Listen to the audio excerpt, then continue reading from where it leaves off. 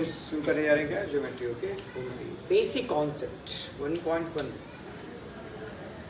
जैसे कि मैं आपको बताना चाहता हूँ कि जो ज्योमेट्री आप पढ़े जा रही है ये काफ़ी बच्चों को बहुत हार्ड लगता है, बहुत टफ होता है। क्यों लगता है टफ? इसमें प्रूफिंग पूछता है, फाइंड द वैल्यू बहुत रेयर केस पूछता है, ठीक है ना। मतलब ये मान लो 30% आपसे पूछ रहा है कि फाइंड द वैल्यू, तो कम से कम 60-70% आपसे क्या पूछेगा ना, proof that. Okay, proof that की वजह से बच्चों को काफ़ी डिफिकल्ट लगता है। और सेकंड थिंग ये होती है इसके अंदर की जो मैक्सिमम क्वेश्चन दिए होते हैं ना वो वर्टिकल फॉर्म में दिए थे। किस फॉर्म में दिए थे? वर्टिकल फॉर्म में, जिसकी वजह से बच्चों को रीड करना, फिर उसको समझना, देन उसको बताना, it's a very big task. Okay, but मैं आपको इतना आसानी तरीके से ज्योमेट्री पढ़ाऊंगा कि आपको लगेगा नहीं कि मतलब पूरा हम लोग का सारे टॉपिक्स कवर भी हो गए, सारे एक्सरसाइज हो भी गए, कहीं आपको डिफिकल्टी लगेगा ही नहीं। एकदम ईजी वे, आपका लाइफ बिल्कुल सिंपल, लाइक जिंगल वाला। Okay, let's start.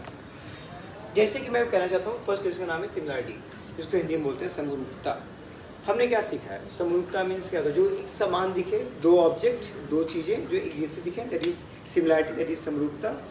पर इसमें कोर पार्ट क्या सीखने वाले हम उसकी बात करते हैं। हमने इसमें ये सीखेंगे कि यहाँ पे दो आपको नंबर दिए रहेंगे, किस फॉर्म में? एरिया के फॉर्म में, या यूँ समझ लीजिए कि उनको आपको बहुत सारे उनके जो वैल्यूज़ होंगे आपको डिफरेंट पार्ट में दिए रहेंगे। लाइक किसी का लेंथ दिया है, किसी का ब्रेथ दिया है, किसी का हाइट दिया है। तो आपको दो नंबरों को क्या करना है डियर?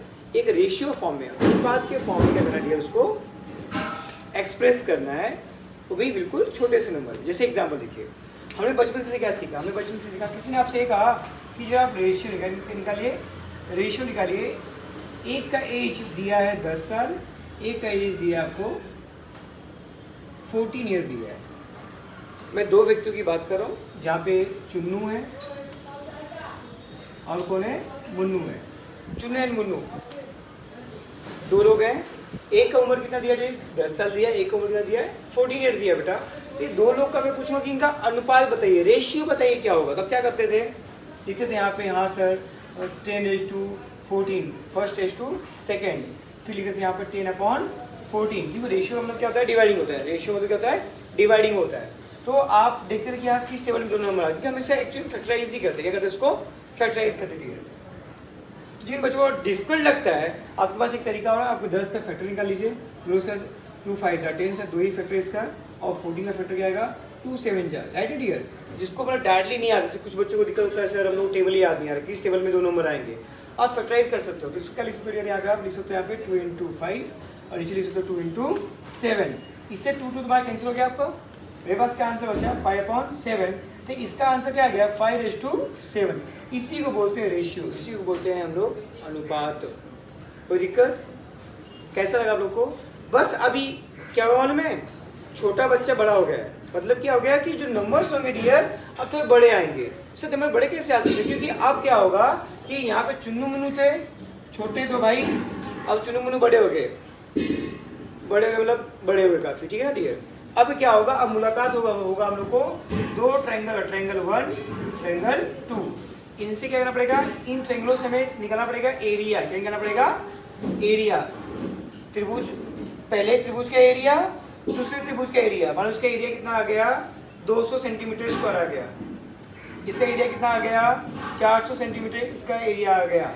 अब कोई दूसरे बोलेगा कि दोनों का जो एरिया का अनुपात कितना होगा, रेशियो कितना होगा। करना वैसे ही है, बट पूछने का तरीका बदल दिया। बच्चे डर गए, अरे कुछ नहीं, ईजी है। क्या करने का है? लिखोगे यहाँ पे सर 200/400 ना, कितना इसका अनुपात है डियर?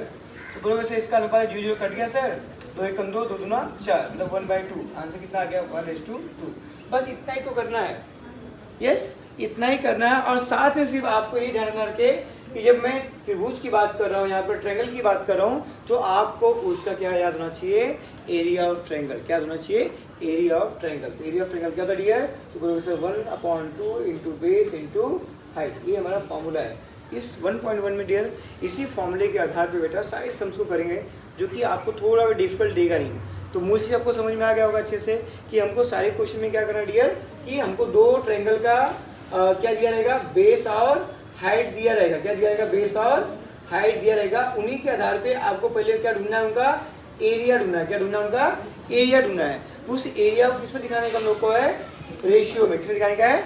रेशियो में, अनुपात में। जैसे उसको अनुपात में दिखाओगे काटोगे उसको यूज कैंसिल, जिससे आप टेबल से काटते टेबल से काटिए, आपको टेबल समझ में नहीं आता है तो वैसा फैक्टर निकाल सकते, फैक्टर निकाल के ऐसा आप लिख दोगे जो सेम है उसको कटिंग कर दीजिए, जो बचेगा वो क्या कहेगा, उसका आंसर कहलाएगा। तो बेटा बस इतना ही करना है, बाकी कुछ नहीं है।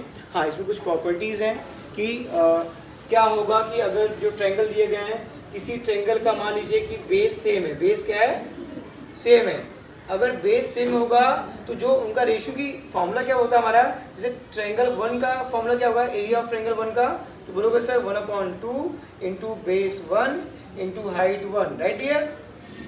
वैसे ही होगा बेटा एरिया ऑफ ट्रायंगल 2, दूसरे ट्रायंगल क्या आएगा डियर, तो बोलोगे सर यहाँ पे 1/2 इंटू बेस 2 इंटू h2, मतलब क्या हो गया, पहले त्रिभुज का बेस क्या है, उसका हाइट क्या है, दूसरे त्रिभुज का बेस क्या है, हाइट क्या है। तो ऐसी पॉसिबिलिटी होगी कि आपको कभी कभी क्या देगा, बेस इक्वल देगा, बेस क्या देगा, इक्वल, तो बेस और इक्वल दे दिया बेटा, ये कट गया तो क्या मिल गया तुमको, हाइट मिल गया बेटा। तो ये बोलोगे कि सर इसका मतलब ये हो गया कि जो एरिया का रेशियो होगा उसके हाइट के रेशियो के बराबर होगा, जो रेशियो हाइट का आएगा बेटा वो रेशियो किससे आएगा, उसके एरिया का आएगा। Confirm, easy.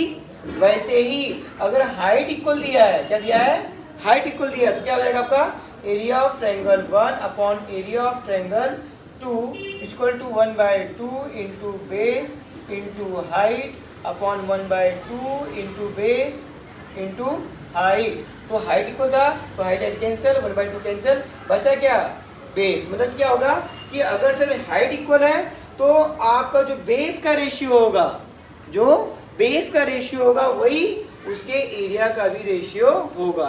That's it. इसके अलावा इस चैप्टर में तुमको कुछ भी नहीं पढ़ना है, बस इतना सही पढ़ना है। इजी लगा आप लोग को, समझने में आया? दैट्स, ये हमारा था आज का कॉन्सेप्ट। और हम लोग नेक्स्ट वीडियो में अपने हम पढ़ेंगे 1.1 का क्वेश्चन नंबर 1 से लेके जितने 5 to 6 समथिंग दिया सारे हम 1 by 1 इसी प्रॉपर्टी को समझ के करेंगे। Okay, thank you so much for the this. Okay.